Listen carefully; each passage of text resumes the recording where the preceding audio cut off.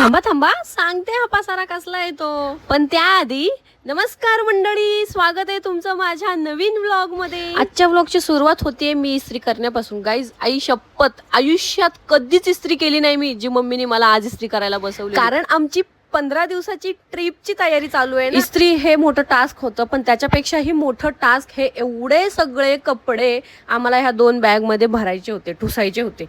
आणि ते खूप मोठं टास्क होतं हे करणं. आणि हा बघा, गरमी होतीये आणि मुद्दाम कूलर समोर येऊन उभा राहिलाय. तर चला आता बघूया हे कपडे ह्या 2 बॅगांमध्ये बसतात. तर फायनली असे कोंबून आम्ही कपडे बॅगांमध्ये बसवले आणि त्यानंतर गेलो बाजारामध्ये, कारण मम्मीला घ्यायच्या होत्या चप्पला. मुळात मम्मी गेली होती 1 चप्पल घेण्यासाठी, पण मम्मी घेऊन आली 2 चप्पल. आणि तिने घेतलेल्या 2 चप्पला बघून माझं तोंड बघा कसं होत होतं. मम्मीला चप्पला घेऊन आम्ही गेलो चरण स्वीटमध्ये, कारण प्रवासामध्ये थोडं चटरपटर खाणं तर आलंच आणि ते घेणं कंपल्सरी आहे. आणि तिथला समोसा खूप जास्त फेमस आहे, त्यामुळे मी मम्मीला सुद्धा समोसा खायला दिला.